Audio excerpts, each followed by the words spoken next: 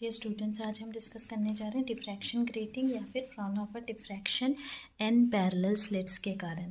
तो एक ऐसा अरेंजमेंट जिसमें बहुत सारे पैरेलल और इक्वी डिस्टेंट यानी सेम डिस्टेंस में सेम विड्थ के स्लिट्स बने हो वो कहलाता है डिफ्रैक्शन ग्रेटिंग। एक पॉइंटेड डायमंड का यूज़ करके बहुत सारे लाइंस बनाए जाते हैं प्लेन ग्लास प्लेट के ऊपर, और जो विड्थ होती है लाइन की वो ओपेक होती है और जो स्पेस होगा दो लाइंस के बीच में वो होता है ट्रांसपेरेंट। ठीक है, और ये कैसे बिहेव करता है, एक स्लिट के जैसे, जिसमें से कि लाइट जो है वो ट्रांसमिट की जा सकती है। इसी कारण से इसे हम क्या कहते हैं, ट्रांसमिशन ग्रेटिंग भी कहते हैं। अब देखते हैं यहाँ पर इसकी एक छोटी सी शॉर्ट में हमने थ्योरी दिया है। तो यहाँ पर असल में ए बी जो है वो आप देख सकते हो ग्रेटिंग है, जिसमें कि एन पैरेलल स्लिट्स हैं। यहाँ पे स्लिट्स, ये हमने स्लिट्स बनाए हैं S1 S2 S3 S4 जो है। ए जो है विड्थ है स्लिट की, बी विड्थ है जो स्लिट के बीच का स्पेस है, ई जो है वो ए प्लस बी के बराबर है, जिसको हम ग्रेटिंग एलिमेंट भी कहते हैं। तो यहाँ पर भी हम हाइगन थ्योरी अप्लाई करेंगे। उसके पहले एक parallel beam of light monochromatic source से आएगी और वो ग्रेटिंग पे गिरेगी। लाइट उसमें से जो डिफ्रैक्ट होगी उसको कन्वर्जेंट लेंस की मदद से स्क्रीन पे रखा जाएगा। ठीक है, हाइगन का थ्योरी ये कहता है कि जो वेव फ्रंट है जो ग्रेटिंग पर पहुंचेगा, वहाँ पर पहुंचने पे सेकेंडरी वेवलेट्स उसमें से निकलेंगे। स्लिट से ग्रेटिंग में जो स्लिट्स हैं उसमें से सेकेंडरी वेवलेट्स निकलेंगे। ठीक है, अब हमने सिंगल स्लिट के कारण जो एम्पलीट्यूड होता है वो पढ़ा हुआ है ऑलरेडी। सिंगल स्लिट के कारण amplitude due to single slit, ये हमने ऑलरेडी डिराइव किया हुआ है। आप चाहें तो इसको देख सकते हैं दूसरे वीडियो में। सिंगल स्लिट के कारण R theta is equals to R0 sine P upon P, जहाँ पे आपके जो P होता है वो होता है पाई A sign theta upon lambda के बराबर।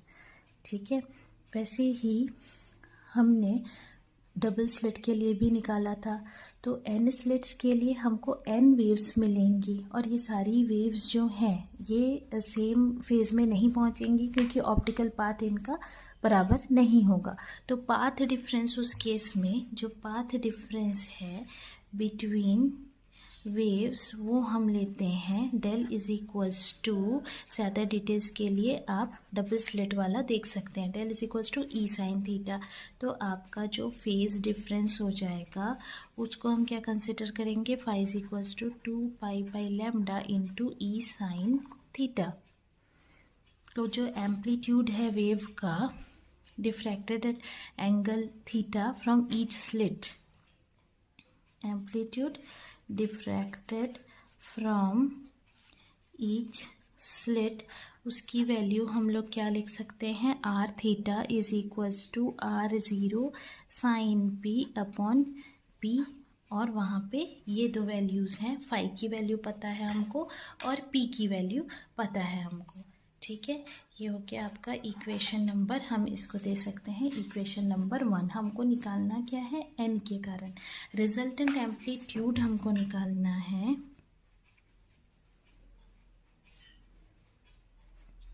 Due to superposition of n waves.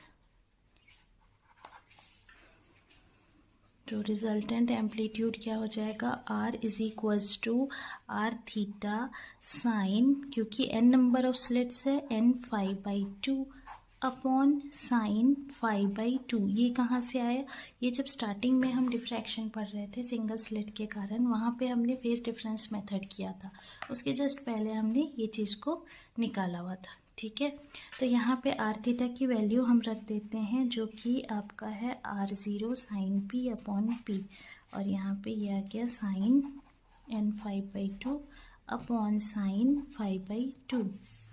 यहाँ पे या फिर हम इसको ऐसा लिख सकते हैं, n हम मल्टीप्लाई डिवाइड यहाँ पे कर रहे हैं, sine n 5/2 upon n sine 5/2।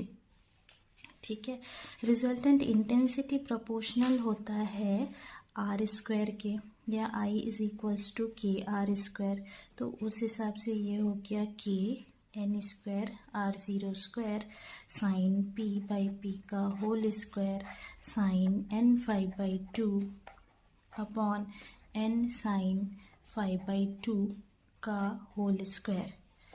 ठीक, अब यहाँ पे देखिए अगर थीटा ज़ीरो होगा तो sine P by P tends to 1।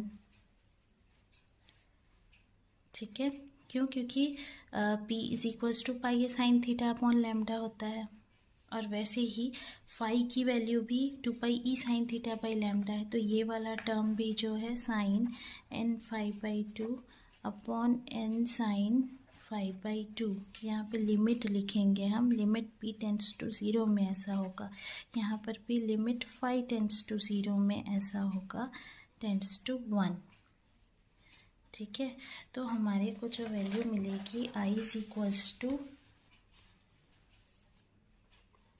क्या लिखें हम, I is equals to I zero, वो वैल्यू आपकी आई ज़ीरो बन जाएगी, क्यों? क्योंकि I zero is equals to K N square R zero square, तो I is equals to I zero sine P by P का whole square sine N 5/2 upon N sine 5/2 का whole square. ये आ गया। First term जो है ये represent क्या करता है, सिंगल स्लिट का डिफ्रैक्शन, और जो सेकेंड टर्म है वो रिप्रेजेंट क्या करेगा, इंटरफ्रेंस ऑफ वेव्स जो एन स्लिट से हुआ है उसको रिप्रेजेंट करेगा। ठीक है, तो इसी से हम निकालेंगे कंडीशन प्रिंसिपल मैक्सिमा की। प्रिंसिपल मैक्सिमा कैसे मिलेगा हमको, उसके लिए हम क्या करेंगे, टर्म वाइज लेंगे, ये टर्म और ये टर्म। ठीक है, तो साइन 5/2 ज़ीरो होगा, ये वाला टर्म अगर ज़ीरो होगा, ये वाला टर्म अगर ज़ीरो होगा तो मैक्सिमम मिलेगा, क्योंकि ये डिनोमिनेटर में है, डिनोमिनेटर कम यानी आई मैक्स मिलेगा। तो साइन 5/2 इज इक्वल्स टू 0 अगर होगा, और हम क्या लिख सकते हैं, 5/2 is equals to plus minus N pi, जहाँ पे एन 0 1 2 3। ठीक है, ये अगर होगी कंडीशन तो प्रिंसिपल मैक्सिमा होगा, क्यों? क्योंकि साइन एन 5/2 जो है, अच्छा तब साइन एन 5/2 जो है वो भी 0 होगा, और जब लिमिट लगाएंगे तो साइन 5/2 टेंड्स टू 0, यानी ये वाला जो टर्म है sine N 5/2 upon N sine 5/2 का होल स्क्वायर ये 1 हो जाएगा। ठीक है, तो रिजल्टेंट इंटेंसिटी आपको मिलेगी I max is equals to I zero sine P upon P का होल स्क्वायर। ये कंडीशन होगी किसकी, प्रिंसिपल मैक्सिमा की, इक्वेशन नंबर 2, और ये कंडीशन आ गई आपकी प्रिंसिपल मैक्सिमा की। लेकिन दूसरा टर्म भी तो है हमारे पास। ठीक है, तो जो दूसरा टर्म है उसके लिए हम लोग क्या करें, अब आई इज़ इक्वल्स टू, पहले तो जो आपके पास इंटेंसिटी है इन स्लिट्स के कारण, है ना, इन स्लिट्स के कारण जो इंटेंसिटी आपको मिल रही है I zero proportional to N square R zero square, यानी जैसे जैसे नंबर ऑफ स्लिट्स आप बढ़ाते जाएंगे जो इंटेंसिटी प्रिंसिपल मैक्सिमा में वो बढ़ते जाएगी। सेंट्रल मैक्सिमा में जो इंटेंसिटी है वो एन स्क्वायर टाइम्स हो जाएगी। ठीक है, बट हमको पता है कि फाई इज इक्वल्स टू तो 2 pi sine theta upon lambda भी होता है, तो फिर हम लोग 5/2 को प्लस माइनस एन पाई लिखें प्रिंसिपल मैक्सिमा की कंडीशन, और 1/2 फाई के जगह अब रखें 2 pi by lambda E sine theta is equals to plus minus N pi. ठीक है, सिंपली हमने क्या किया, यहाँ पे फाई की वैल्यू रख दी 2 pi sine theta by lambda, या फिर हम लोग क्या लिख सकते हैं इसको, E sine theta is equals to plus minus N lambda, जहाँ पे एन की वैल्यू आपकी क्या है, 0 1 2 3, 0 है, तो फिर आपको जो है प्रिंसिपल मैक्सिमा मिलेगा, या ज़ीरो ऑर्डर प्रिंसिपल मैक्सिमा हम कहते हैं। एन इज इक्वल टू 1 2 3 के लिए जो मिलेगा उसको हम first order, second order, third order ऐसे कहेंगे। ठीक है। अब दूसरा हम देखेंगे मिनिमा वाली कंडीशन। मैक्सिमा मिल गया तो मिनिमा तो मिल ही जाएगा। मिनिमम के लिए क्या होना चाहिए, sine n 5/2 is equals to आपका होना चाहिए 0। ये 0 होगा, ऊपर वाला 0 होगा तो ये मिनिमम मिलेगा ऑब्वियसली। ठीक है, तो मिनिमम के लिए sine n 5/2 is equals to 0 होना चाहिए। लेकिन साइन, यहाँ ध्यान ये रखना है, साइन 5/2 नॉट इक्वल्स टू 0। क्यों? क्योंकि ये तो प्रिंसिपल मैक्सिमा की कंडीशन है, इसीलिए यहाँ पे इसको छोड़ के होगा। तो हम लोग इसको किस तरीके से एक्सप्रेस करेंगे, हम इसको लिखेंगे n 5/2 is equals to plus minus m पाई, या फिर e sign theta is equals to plus minus m/n lambda. लेकिन यहाँ पे m इज इक्वल्स टू 0 नहीं लिखेंगे, 1 2 3 लिखेंगे। ठीक है, m not is equals to 0। ठीक है ना, तो ये आ जाएगा हमारे पास मिनिमा का कंडीशन। अब मैक्सिमा की कंडीशन आ गई, हमारे पास मिनिमा की कंडीशन आ गई। इनके बीच में हमारे को मिलेगा सेकेंडरी मैक्सिमा। तो सेकेंडरी मैक्सिमा, दो कंसेक्यूटिव प्रिंसिपल मैक्सिमा के बीच में हमको सेकेंडरी मैक्सिमा मिलेगा। उसके लिए हम नेक्स्ट कंडीशन निकालेंगे सेकेंडरी मैक्सिमा के लिए। तो उसको निकालने के लिए हम लोग क्या करेंगे, di/d5 इज इक्वल्स टू 0। तो d/d5, आई की वैल्यू हमने क्या निकाला था, I0 साइन p/p का whole square into sine n 5/2 upon n sine 5/2 का स्क्वायर, ये होना चाहिए 0। तो d/d5 करें तो I0 साइन p/p का whole square into 2 sine n 5/2 upon n sine 5/2। अब इस वाले को डिफ्रेंशिएट करेंगे तो ये क्या हो जाएगा, n square sine square 5/2, this d/d5 of this, यानी n sine 5/2 into n/2 cos n 5/2 minus sine n 5/2 into इसका d/d5 यानी n/2 cos 5/2, this is equals to 0। अब ये पूरे टर्म को 0 करेंगे, 0 के बराबर, तो सिर्फ ये वाला टर्म लेकर के करते हैं। तो n साइन 5/2 कॉस n 5/2, यहाँ से n/2 तो कॉमन निकल जाएगा, minus sine n 5/2 cos 5/2 is equals to 0। तो इसको हम लोग क्या लिख सकते हैं, tan n 5/2 is equals to n tan 5/2। Equation number दे देते हैं 3। ठीक है, अब यहाँ पे हम लोग ये क्यों कर रहे हैं, क्योंकि जो स्टार्टिंग में ये वाली वैल्यू आई थी आई की, उसमें ये वाले टर्म को सब्स्टिट्यूट करना है। ठीक है, तो हमारा सिंप्लीफाई हो जाएगा पूरा term, tan n 5/2 is equals to n tan 5/2 आ गया। ठीक है, तो अगर इसी वाले इक्वेशन को इस फॉर्म पे अगर हम और करके फिर से लिखते हैं, यहाँ से साइन n 5/2 को निकालते हैं। साइन n 5/2 क्या हो जाएगा आपका, n tan 5/2, कैसे हुआ, ये इस तरफ चला गया, कॉस नीचे आ गया तो n tan 5/2। ठीक है, और उसके साथ में कॉस n 5/2 था तो उसको हम सेक के फॉर्म पे लिख रहे हैं, सेक n 5/2। तो इसको फिर हम tan के फॉर्म पे ले आते हैं, this is equals to n tan 5/2 upon हमारे को मिला था सेक n 5/2, उसको हम लोग 1 प्लस tan स्क्वायर n 5/2 ये लिख सकते हैं, या फिर हम लोग इसको लिखें n tan 5/2 upon under root 1 plus tan n 5/2 is equals to n tan 5/2 आया था तो n स्क्वायर tan स्क्वायर 5/2।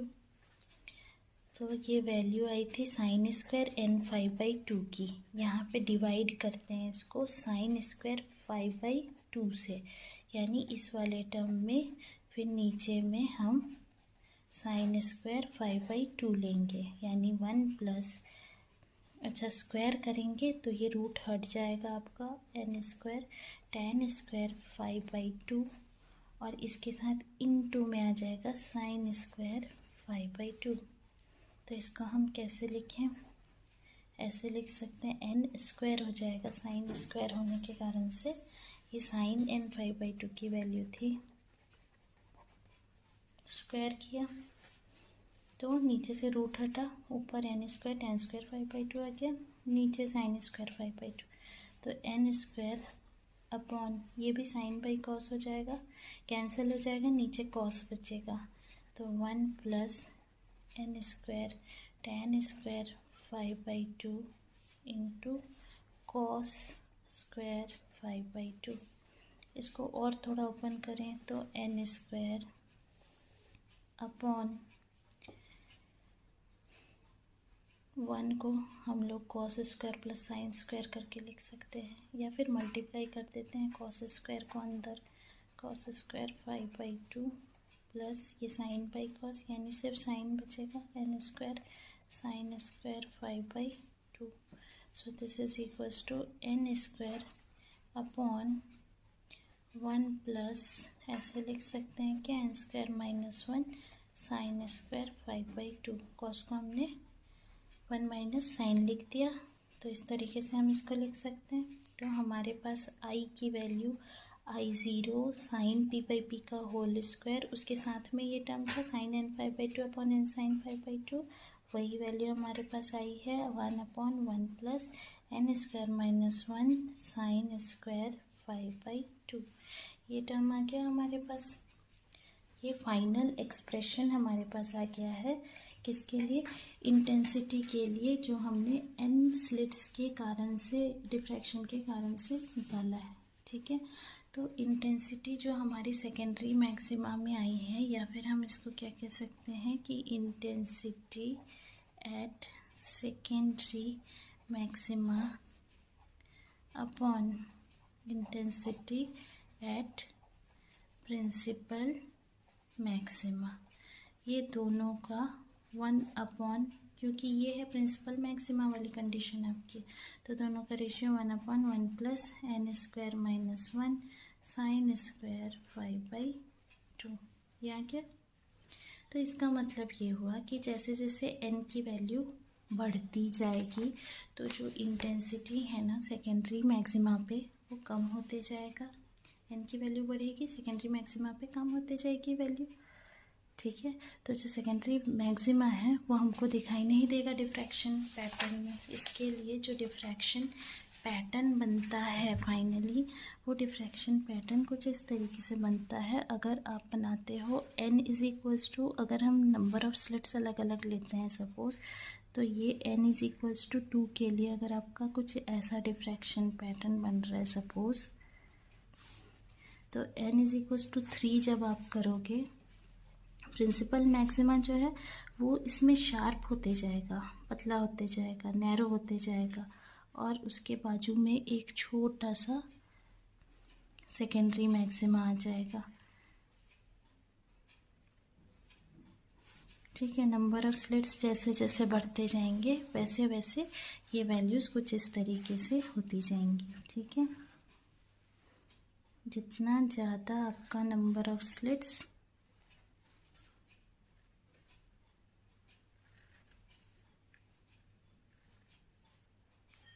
उसके हिसाब से आपकी वैल्यूज़। अब एंगुलर विड्थ निकालना है प्रिंसिपल मैक्सिमा का, हमको निकालना है एंगुलर विड्थ। तो उसके लिए एंगुलर विड्थ मतलब सेपरेशन होता है फर्स्ट मिनिमा का प्रिंसिपल मैक्सिमा के दोनों तरफ जो मिनिमा होता है। प्रिंसिपल मैक्सिमा की कंडीशन आपकी क्या होती है, E sine theta is equals to N lambda. तो capital N E sine theta is equals to, हम capital N into N lambda ये लिख सकते हैं। मिनिमा की कंडीशन आपकी क्या होती है, मिनिमा की कंडीशन होती है E sine theta is equals to plus minus lambda by N plus minus 2 lambda by N, इस तरीके से। तो n-1 मिनिमा होते हैं दो कंसेक्यूटिव मैक्सिमा के बीच में, तो इसीलिए हम n into E sine theta plus minus D theta, थोड़ा डी थीटा में आएगा ना, थोड़ी दूरी पे आएगा, वेवलेंथ भी वैसे ही थोड़ा थोड़ा चेंज होगा, तो ये वैल्यू आ जाएगी आपकी। अब ये दोनों ही इक्वेशन जो हमने निकाले हैं, ये वाला इक्वेशन इसको दे देते हैं, फिर हमारे पास 3 तक आया था, ये 4 हो गया, ये 5 हो गया। ये दोनों इक्वेशन से हमारा विड्थ निकल जाएगा, दोनों को माइनस करेंगे तो N E sine theta plus minus D theta minus sine theta, ये आ जाएगा प्लस माइनस लैम्डा। लेकिन sine theta plus minus D theta minus sine theta की वैल्यू होती है डी साइन थीटा, तो N E D sine theta इसको लिखेंगे is equals to plus minus lambda. ठीक है, तो ये कंडीशन मिल गई, या फिर हम लिखें N E D by D theta sine theta D theta is equals to plus minus lambda. तो ये कंडीशन हमको मिल गई, इसको हम कॉस के फॉर्म पे भी लिख सकते हैं। तो इतना ही diffraction due to N slits के लिए। Thank you.